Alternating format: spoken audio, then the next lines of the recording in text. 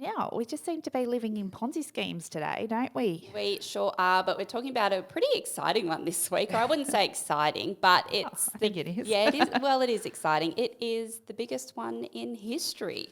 Yes. Now, last week we talked about Charles Ponzi, his Ponzi scheme was good enough that they were named after him. But this week we're going to talk about the guy who was really the obviously the biggest one ever. I actually didn't know much about him until recently. Had you ever heard of Bernie Madoff? I hadn't, and when I was actually thinking about you while I was reading this because, spoiler alert, he got arrested in 2008. But while I was reading it, I was like, well, that wasn't that long ago. I wonder if Joe remembers it being on the news or anything like that. I kind of don't. And if I did, it all happened at the same time as the global financial crisis. So it possibly just got Tied in. Yeah. And I also, I was buying a business. Like there was a whole lot of stuff going on in my life at that stage. That Yeah, of course. maybe this wasn't the most important story, but now I would have definitely been very interested in it. So anyway, let's talk about who Bernie Madoff is. He was born in 1938, Bernard Lawrence Madoff, and he basically grew up around New York, from what I can understand. Jewish heritage, and he just wanted to be someone who made lots of money. He sure did. So his Ponzi scheme, which we'll get into, a bit more detail, they say that it was worth about $64 billion, so quite a lot of money. And he was a pretty big guy. So at one time he was the chairman of the NASDAQ stock exchange, which is a pretty big thing. Not anybody gets to do that, I guess. And he kind of created a firm. So his firm had two basic units. The first one was a stock brokerage, and the second one was an asset management business. And his Ponzi scheme was kind of centered around the asset management business. Yeah. Now, his stockbroking firm was what's called a penny stock brokerage. Now, probably the best way to describe that is if you've ever watched The Wolf of Wall Street. I sure have. When he first started, that was a penny stock. Now, a penny stock is a stock that's not... So in Australia, we tend to have our stock exchange is pretty much centralised. It's the Australian Stock Exchange. Most stocks trade on that. We don't have that many stocks overall.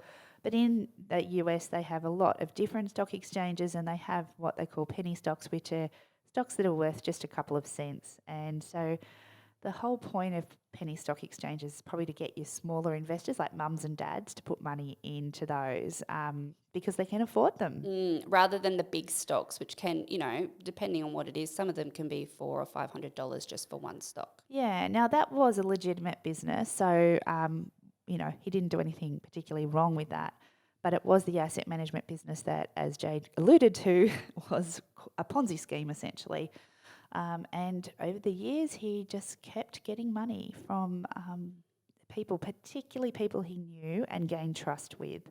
Yeah, and there were quite a few, high wealth individuals or famous people that invested with him as well. They were Hollywood actors and whatnot. So he had a lot of money coming in and out. Yeah. Now, because he was so high status, he seemed to be on lots of boards. He was particularly on a lot of boards that had to do with the Jewish community.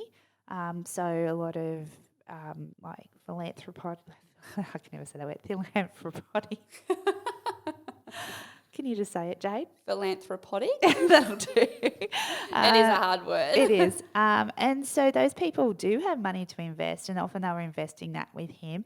I know Steven Spielberg had a foundation, and he was caught up in this as well. And essentially, he was just doing the classic Ponzi scheme where he was getting people to invest with him, putting the money into account and using that money to pay the really good returns to the people who had been invested earlier. That's pretty much Ponzi Scheme 101, isn't it? He also was making some sort of like dividend payments to people using that money, so they kept coming back, referring more clients. There was an element of secrecy about what he was doing.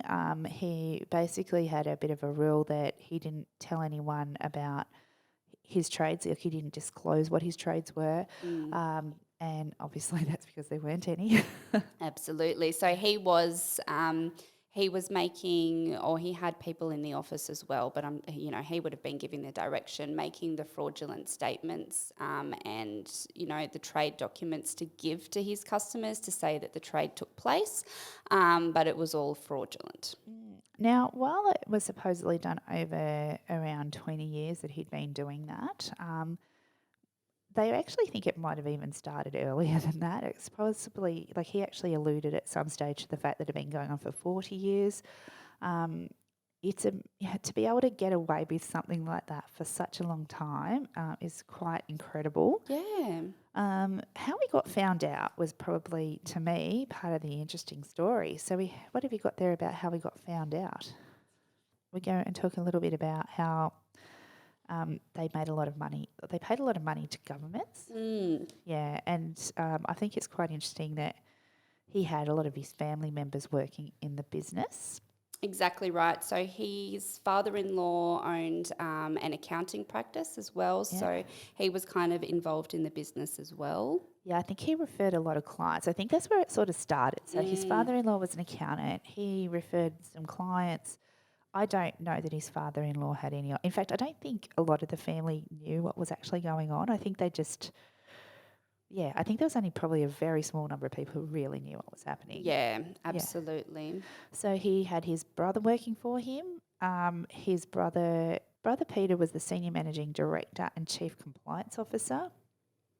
His brother's daughter, so his niece Shana Madoff, was the firm's rules and compliance officer and attorney. And he had his two sons, Mark and Andrew, also working for him in quite high positions as well. And see, I think that while it probably sounds a little bit ignorant, I do think that at the beginning they really didn't know what was going on. No, in fact, it was his sons who were the ones who did tell the SEC when they found out what was happening. So I don't believe they did. No, I don't either. So there was this guy in the background, this Harry Markopoulos, who was a financial analyst. And what happened that made him start investigating is because the firm he was working for was saying he needed to be doing the same thing as Bernie Madoff was. Yeah.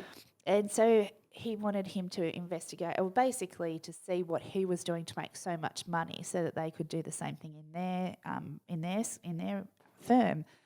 And he basically came back to them and said, well, the only way I can do that is to be fraudulent because I cannot understand how he could possibly be doing this. Yeah, so he came out and said that it took him 4 minutes to conclude that Madoff's numbers did not add up and another minute to suspect that they were fraudulent. So a total of 5 minutes to come up that it was all a big fraud, which has a lot of similarities to the way that Charles Ponzi was found out as well, by someone kind of crunching the numbers and going, well, it's just not possible. Yeah, exactly. And this guy did spend quite a lot of time trying to convince people that something was not right here.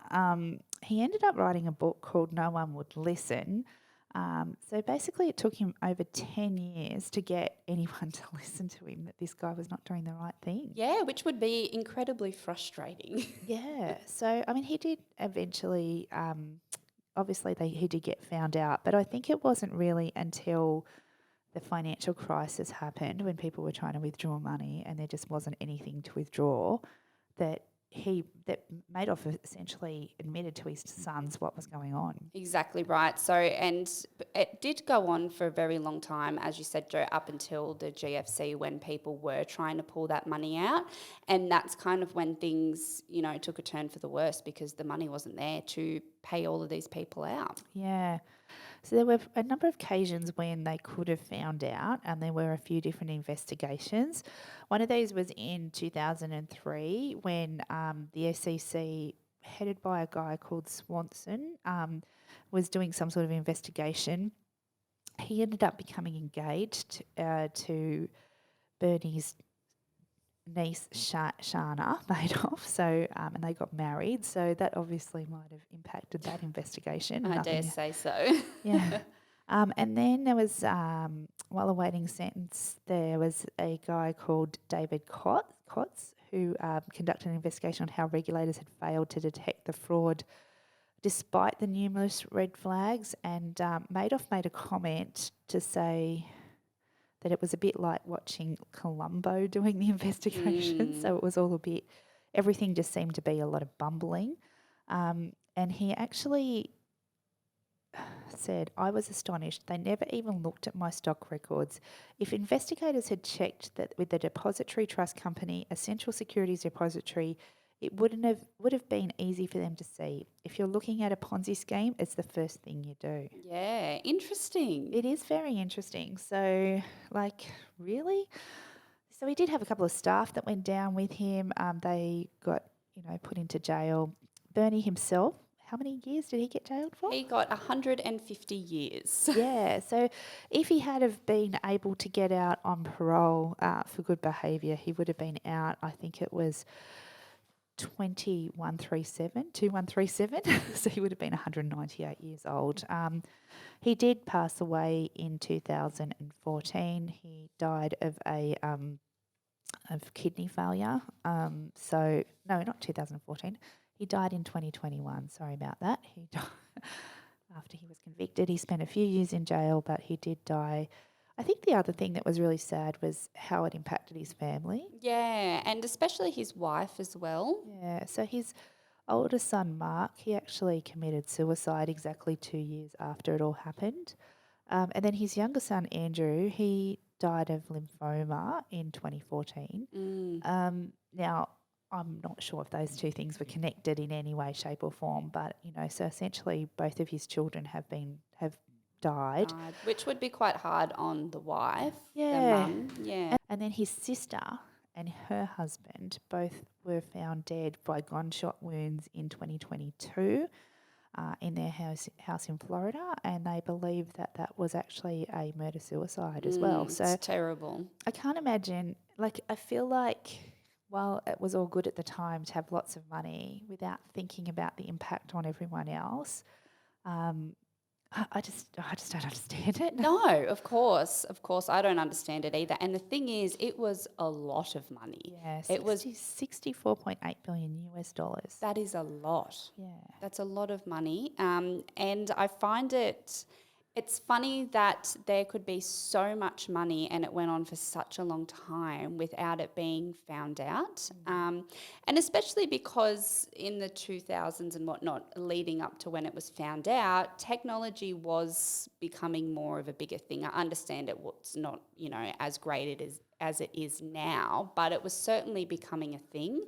And it's just interesting that it went on for so long with such a big amount of money. Anyway, one of his fans, I believe, was Melissa Kadich, and she spent a lot of time really studying what he did.